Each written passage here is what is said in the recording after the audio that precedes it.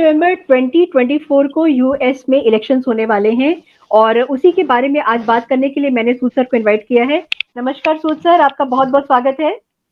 जी नमस्कार। Sir, US का जो इलेक्शन होता है वो बहुत पॉलिसी बेस्ड होता है और बहुत डिफरेंट होता है इंडिया से, तो आप उसके बारे में क्या बताएंगे? कौन कैंडिडेट्स है वहां पे और वो क्या करने जा रहे हैं? देखिए, यूएस के अंदर सिर्फ दो मेजर पॉलिटिकल पार्टीज हैं, डेमोक्रेट्स और रिपब्लिकन। डेमोक्रेट के लीडर हैं जो बाइडन और रिपब्लिकन के जो लीडर थे वो थे डोनाल्ड ट्रंप। और अब जो इलेक्शन होने जा रहे हैं यूएस के अंदर, जो बाइडन की उम्र ज्यादा हो चुकी है, लेकिन इनकी पार्टी ने कोई भी कैंडिडेट सामने नहीं खड़ा करके रखा और उम्मीद है कि जो बाइडन दोबारा इलेक्शन लड़ेंगे नहीं, क्योंकि एज फैक्टर है।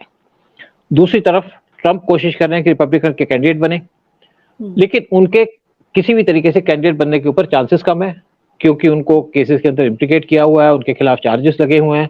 तो उनकी पार्टी उनको प्रोजेक्ट नहीं करेगी, क्योंकि आप सोचिए किसी के ऊपर दाग लगाओ तो कैसे पार्टी उसको प्रेजेंट कर सकती है। और फिर वहां पे दो और कैंडिडेट हैं। एक है विवेक रामास्वामी, जो इंडियन है, हिंदू है, इंडियन ओरिजिन के हैं, वहां पे बायोटेक के एंटरप्रेन्योर है और 38 साल इनकी उम्र, मतलब 38 साल के यंग है। और दूसरी है निक्की हेली इंडियन ओरिजिन की है।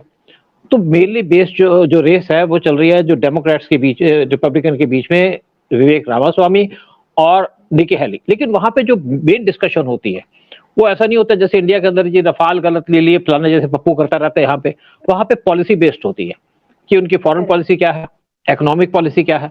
और इसके ऊपर विवेक रामास्वामी वो इस टाइम पे लीड कर रहे हैं, क्योंकि इनकी एक पीछे स्टेटमेंट आई जिसके अंदर इन्होंने कहा कि जब मैं प्रेसिडेंट बनूंगा, जब उनसे क्वेश्चन पूछा गया कि मैं प्रेसिडेंट बनूंगा तो सबसे पहले मेरा काम होगा कि मैं रशिया को, यूक्रेन का वार है, उसको खत्म कर दूं। तो उन्होंने पूछा कैसे खत्म करेंगे? उन्होंने कहा जी देखिए, ऐसा है कि चाइना सबसे बड़ा थ्रेट है वर्ल्ड को, और हमारा जो अटेंशन होनी चाहिए वो चाइना की तरफ होनी चाहिए, हमारी अटेंशन किसी भी तरीके से रशिया की तरफ ना हो।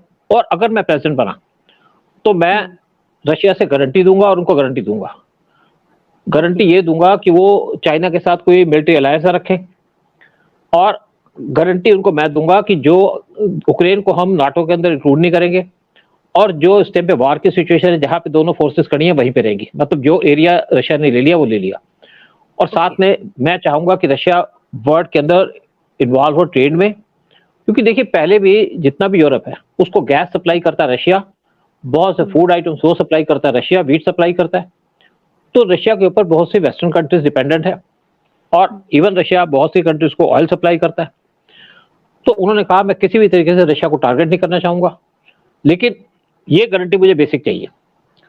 अब देखिए, हम बात करते हैं कि जैसे जो बाइडन आए पावर में तो इन्होंने बहुत से ब्लंडर किए। पहला ब्लंडर था कि जब अफगानिस्तान से इन्होंने अपनी फोर्सेस को हटा लिया, और जिस तरीके से फोर्सेस को हटाया उससे एक वर्ड में हरकम समझ गया कि अमेरिका के डर के भाग गया, मतलब सारा सामान छोड़ के भाग गए। दूसरी गलती की इन्होंने रशिया यूक्रेन वार, ठीक है ना, रशिया यूक्रेन, और इनको लगा कि मैं रशिया यूक्रेन का वार स्टार्ट करूंगा तो यहाँ पे मेरे को बहुत सपोर्ट मिल जाएगी कंट्री के अंदर, लेकिन वो वार लिंगर होता रह गया। रशिया ने न्यूक्लियर मिसाइल नहीं चलाए, रशिया भी में पेशेंस रखी अपने आप को। रशिया अदरवाइज यूक्रेन को टेक ओवर कर सकता था, लेकिन उसने टेक ओवर नहीं किया। टेक ओवर करने का मतलब था कि टेक ओवर करता तो वहां पे इनके खिलाफ जैसे आपके मिलिटेंट एक्टिविटी हो सकती है या अंदर के लोग अंदर से मार सकते हैं, तो रशिया ने इसको अवॉइड किया। और आज वो वॉर लिंगर ऑन हो रहा है। उससे क्या हुआ? उससे यूरोप के ऊपर इफेक्ट पड़ा, अमेरिका की इकोनॉमी पे इम्पैक्ट पड़ा, पूरे वर्ल्ड की इकोनॉमी पे इम्पैक्ट पड़ा, और दूसरी तरफ रशिया चाइना की गोदी में जाकर बैठ गया, उसके मिलिट्री अलायंस करने लग गया। तो इससे पूरे वर्ल्ड को थ्रेट हुआ। फिर उसके बाद इन्होंने सोचा कि भाई हमसे तो गलती हो गई, अब हम चाइना को टारगेट करें, क्योंकि चाइना सबसे बड़ा थ्रेट है वर्ल्ड को। चाइना ताइवान के ऊपर इनको तंग कर रहा था पूरे वर्ल्ड को। तो उन्होंने पीएम मोदी को स्टेट विजिट पे बुलाया जून 2023 में, और उनसे कहा कि आप हमको ज्वाइन कर लो चाइना के खिलाफ, और पीएम मोदी मान गए, क्योंकि चाइना जैसे यूएस को चाइना कहता है एनिमी नंबर 1, हम कहते हैं कि चाइना एनिमी नंबर 1 है। तो हमारे आपस के इंटरेस्ट भी हैं, सब कुछ है। तो ये वार को जो सेटल करने की बात है रशिया यूक्रेन के, इससे इनको मुझे लगता है रामास्वामी को बड़ी सपोर्ट मिलेगी, और ये हो सकता है कि अगले प्रेसिडेंट बने यूएस के। अभी बहुत सी चीजों पर डिस्कशन होनी है, लेकिन ये जो टॉपिक है इनका, जैसे चाइना को टारगेट करना और रशिया को से दोस्ती करना, इससे इंडिया को फायदा है। क्योंकि आप देखिए कि हमारा जो 60% इक्विपमेंट है वो रशियन है, और हम किसी भी तरीके से रशिया को इग्नोर नहीं कर सकते। अभी भी हम रशिया पे डिपेंडेंट है, बहुत सी चीजें हम रशिया से खरीदना चाहते हैं और अब हमारी दोस्ती रशिया के साथ और ज्यादा पक्की हो गई है, मजबूत हो गई है जब से रशिया यूक्रेन वार हुआ है, क्योंकि हमने रशिया को क्रिटिसाइज नहीं किया। तो ये जो चल रहा है यहाँ पे, मतलब जो विवेक रामास्वामी की जो स्टेटमेंट है, जो उनकी पॉलिसी स्टेटमेंट है, इससे एक तो वर्ल्ड में पीस आएगी, एक अमेरिका को हेल्प मिलेगी, वर्ल्ड को हेल्प मिलेगी और साथ में इंडिया को हेल्प मिलेगी और चाइना को टारगेट किया जाएगा। ये एक पॉलिसी सबको सूट करती है, इंडिया को भी सूट करती है। विवेक रामास्वामी की एज उनके साथ में है sir, he is just only 38 years old, ठीक है। और उनका एक स्टेटमेंट और आया था कि उन्होंने कहा था कि जनवरी 6 को जो प्रोटेस्टर्स थे जिन्होंने नॉन वायलेंट प्रोटेस्ट किया था, वो सबको पार्डन कर देंगे, वो सबको माफ कर देंगे। तो उसके लिए आप क्या बोलेंगे? मतलब ये क्या, देखो बेसिक क्या है कि इनका जो पर्पस है या इनकी जो रिक्वायरमेंट है, वो बेसिकली अपने वोटर्स को विन ओवर करना चाहते हैं। प्रोटेस्ट सिर्फ किए क्योंकि डोनाल्ड ट्रंप ने उनको भड़का दिया, तो वहां पे वायलेंस हो गई, लोगों ने वायलेंस की, 3-4 लोग वहां मारे भी गए। लेकिन अल्टीमेटली लोगों ने रियलाइज किया कि गलती हो गई और डोनाल्ड ट्रंप को, नेचुरली बात है, कुछ इश्यूज थे लेकिन उनको इतने आगे नहीं बढ़ना चाहिए था। इससे इनकी पार्टी के अंदर इनको ज्यादा सपोर्ट मिलेगी और वही सपोर्ट गैदर करने की कोशिश कर रहे हैं। देखिए, जब यूएस के अंदर इलेक्शन होते हैं तो वहां पे जो जनरल इशू होते हैं कि कौन किस पार्टी का कैंडिडेट होगा, उसकी फॉरेन पॉलिसी और उसकी इकोनॉमिक पॉलिसी, उस पर सारा कुछ डिपेंड करता है, उससे उनको सपोर्ट मिलती है। तो इनके इस डिसीजन से इनकी पार्टी के अंदर, यानी कि जो रिपब्लिकन पार्टी है, उसमें इनको ज्यादा सपोर्ट मिलेगी और ये हो सकता है कि रामास्वामी फ्यूचर के अंदर यूएस के प्रेसिडेंट बने। वो इंडिया के बेनिफिट में है, वर्ल्ड के बेनिफिट में है।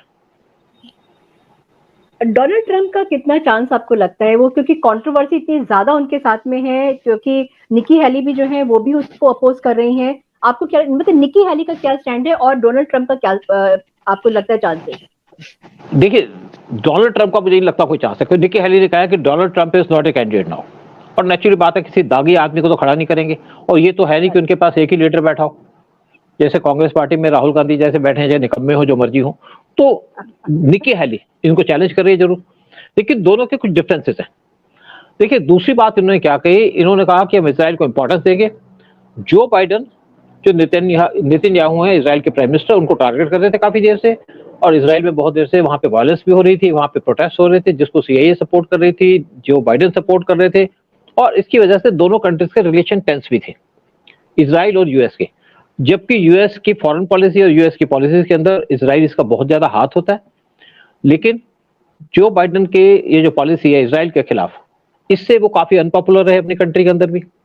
और रामास्वामी ने कहा है कि मैं इजराइल को पूरा सपोर्ट करूंगा, स्ट्रांग बनाऊंगा। तो इजराइल इंडिया का बड़ा अच्छा दोस्त है, इससे इंडिया और ज्यादा स्ट्रांग होगा, इंडिया को और ज्यादा सपोर्ट मिलेगी, क्योंकि हमारे जब दोस्त स्ट्रांग होंगे तो हम भी स्ट्रांग होंगे।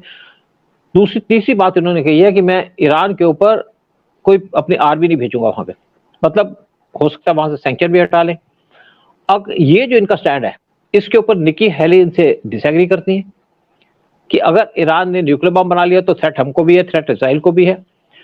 लेकिन इंडिया की बात करो तो इंडिया को जो विवेक रामास्वामी की जो स्टेटमेंट है वो सूट करती है, क्योंकि ईरान हमारा अच्छा पार्टनर, हमारा अच्छा दोस्त है, हमें ईरान से कोई थ्रेट नहीं है। हमारे को जो थ्रेट है वो है सिर्फ पाकिस्तान और चाइना से।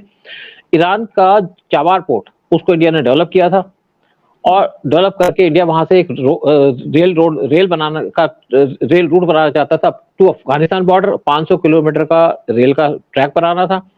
लेकिन जब ईरान के ऊपर सैंक्शन लग गई तो हम वो रेल ट्रैक बना नहीं पाए, और उससे क्या था कि हमारा इससे एक कनेक्शन होता अफगानिस्तान से, और अफगानिस्तान के थ्रू हमारा कनेक्शन होता रशियन रिपब्लिक से। अफगानिस्तान भी रिच है मिनरल्स मटेरियल्स के अंदर, वहां पे यूरेनियम है, वहां पे ऑयल है, गैस है, सब कुछ है। साथ में जो आपके रशियन रिपब्लिक है, चाहे तुर्कमेनिस्तान हो, चाहे अजरबैजान हो, चाहे उज्बेकिस्तान हो, ये सब जो जगह है, या ताजिकिस्तान हो, ये सब जगह बड़ी रिच है मिनरल्स में, रिसोर्सेज के अंदर।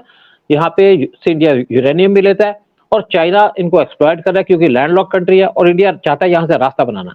हमने इन कंट्री से बहुत सा यूरेनियम लिया। और जहां तक ताजिकिस्तान की बात करें, छोटी सी कंट्री है जो अफगानिस्तान से बॉर्डर लगता है इनका।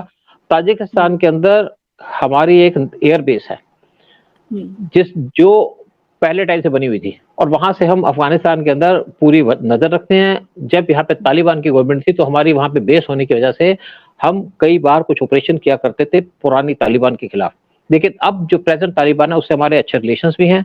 और अगर ये सब कंट्रीज यानी कि इनका कनेक्शन इंडिया के साथ हो जाए तो इंडिया की ट्रेड बढ़ेगी, इंडिया का बिजनेस बढ़ेगा, इंडिया को ऑयल और गैस चीप मिलेगी। इवन जो आपका तुर्कमेनिस्तान है वो एक तापी पाइपलाइन बनाना चाह रहा था, तुर्कमेनिस्तान, अफगानिस्तान, पाकिस्तान, इंडिया, लेकिन पाकिस्तान के बीच में आने से इसमें गड़बड़ पड़ गई। और हो सकता है कि जो पाइपलाइन है ये ईरान के रास्ते से हमको इसका सप्लाई मिले ऑयल की और गैस की। तो इसलिए ये जो रामास्वामी की स्टेटमेंट है, उनके जो डिसीजंस हैं या उनकी जो पॉलिसी है वो इंडिया को 100% सूट करती है। हमारे को बहुत ज्यादा सपोर्ट मिलेगी, हेल्प मिलेगी ट्रेड में, बिजनेस में, और हमारे कंट्री के अंदर जो ऑयल है वो सस्ता मिलेगा, जैसे अब भी ऑयल ले रहे हैं रशिया से। तो इनकी, और इसीलिए ऐसा लगता है कि रामास्वामी शायद फ्रंट रनर है जो यूएस के अंदर प्रेसिडेंट के इलेक्शन है रिपब्लिकन पार्टी की तरफ से। एक साइकोलॉजिकल इफेक्ट है सर, बहुत बड़ा पड़ता है जब हम ये सोचते हैं कि यूके का प्रेसिडेंट और अमेरिका का प्रेसिडेंट जो है वो इंडियन ओरिजिन का हो और हमारे पीएम, तो ये जो तिकड़ी है ना, मुझे लगता है कि वर्ल्ड में अगर जैसे अगर रामास्वामी भी आ जाते हैं, विवेक रामास्वामी भी आ जाते हैं, तो वर्ल्ड में बहुत बड़ा इफेक्ट हो जाएगा साइकोलॉजिकल, क्योंकि पाकिस्तान का तो किसी को कोई पूछता ही नहीं है कि आप हमारे यहाँ पे, क्योंकि वहां के लोगों ने इंडियन ओरिजिन के लोगों को एक्सेप्ट किया है। देखिए ये टू वे ट्रैफिक है, वहां के लोगों ने इंडियन ओरिजिन के लोगों को एक्सेप्ट किया और जो इंडियन वहां बैठे हैं उन्होंने उनकी अपनी कंट्री माना है। ये नहीं है कि ऋषि सुनक वहां पे बैठ करके एंटी यूएस यूके बात करेंगे और प्रो इंडिया बात करेंगे, लेकिन आपस के रिलेशन तो होते हैं, आपस का खून का रिश्ता भी है। तो और दूसरी तरफ अगर यूएस के प्रेसिडेंट रामास्वामी बनते हैं जो हिंदू हैं, तो एक वर्ड में साइकोलॉजिकल इंपैक्ट पड़ता है और उससे कोई लोगों को दिखता भी है कि क्या हो रहा है। और ये एक्चुअली क्या है कि आप देखिए ऋषि सुनक ने कोई ऐसा काम तो नहीं किया ना कि प्रो इंडिया काम करना शुरू कर दिया हो, लेकिन एक साइकोलॉजिकल इंपैक्ट है जैसे पाकिस्तान जैसी कंट्री के ऊपर कि इन कंट्री के हिंदू प्राइम मिनिस्टर या प्रेसिडेंट है, वो फर्क पड़ता है। हमें भी साइकोलॉजिकल फर्क पड़ता है कि एक हिंदू प्राइम मिनिस्टर है, प्रेसिडेंट है, फिर वहां पे नेचुरली बात है ये कंट्रोल करेंगे कोई भी अगर एंटी इंडिया एक्टिविटी हो, अब भी कर रहे हैं वैसे तो एक बहुत बड़ी बात होगी अगर रामास्वामी यूएस के प्रेसिडेंट बन जाएंगे। और दूसरी बात होगी कि चाइना को इफेक्टिवली काउंटर किया जा सकेगा और रशिया के खिलाफ ये सैंक्शन हटा देंगे, तो रशिया के साथ में अगर रशिया डेवलप करेगा तो इंडिया भी डेवलप करेगा, क्योंकि 60% हमारे इक्विपमेंट जो मिलिट्री के डिफेंस के रशिया से आते हैं। तो ये सबके बेनिफिट में है, लेकिन देखते हैं क्या होता है क्या नहीं होता। टाइम तो बहुत है सर, अभी नवंबर 24, अभी तो बहुत ज्यादा टाइम है, लेकिन मुझे लगता है कि तब तक बहुत सारे डेवलपमेंट होते रहेंगे, पिक्चर धीरे धीरे करके कभी क्लियर होगी और कभी बहुत कंफ्यूजन भी होगा इस चीज को लेकर के। लेकिन एक बात है कि रामास्वामी ने अपनी पॉलिसीज टोटली क्लियर कर दी है, यानी कि वो चाइना को टारगेट करना चाहते हैं और अब भी जो यूएस की गवर्नमेंट है वो चाइना को टारगेट कर रही है, लेकिन इन्होंने अपना जो रास्ता चेंज कर लिया, यानी कि रशिया को टारगेट करना शुरू कर दिया। उससे काफी इम्पैक्ट पड़ा वर्ल्ड के ऊपर भी, हमें भी मुश्किल हुई, हमने इनकी बात नहीं मानी, तेल तब भी हम खरीदते रहे रशिया से। और इससे इंडिया की रेपुटेशन कि ये न्यूट्रल है यूएस के साथ जो रशिया के साथ, वो भी इंक्रीज हुई। Thank you so much sir, ये बहुत इंपॉर्टेंट टॉपिक था और एक नया डेवलपमेंट जो था अभी जो हुआ है विवेक रामास्वामी के जो उन्होंने स्टेटमेंट दिए हैं, जो उन्होंने अपनी पॉलिसीज बताई हैं उसको लेकर के, और मुझे लगता है कि बहुत ज्यादा फर्क पड़ जाएगा अगर वो एज ए प्रेसिडेंट अगर वो आ जाते हैं तो। अभी तो वो देखो एक कैंडिडेट, अब देखिए एक फर्क ये पड़ेगा ना कि एक तो वर्ल्ड में पीस आ जाएगी, रशिया यूक्रेन वार खत्म हो जाएगा और साथ में मतलब वर्ल्ड की अटेंशन दोबारा से चाइना की तरफ चली जाएगी और सारा वर्ल्ड इस टाइम पे चाइना से परेशान है। देखो अभी चाइना ने अपना जो नया मैप इशू किया उससे पूरे वर्ल्ड को डिस्टर्ब करने की कोशिश की है ना, तो चाइना कभी भी किससे दोस्ती नहीं चाहता। और अगर चाइना को टारगेट करना शुरू कर दिया डायरेक्टली तो चाइना अपनी औकात में आ जाएगा।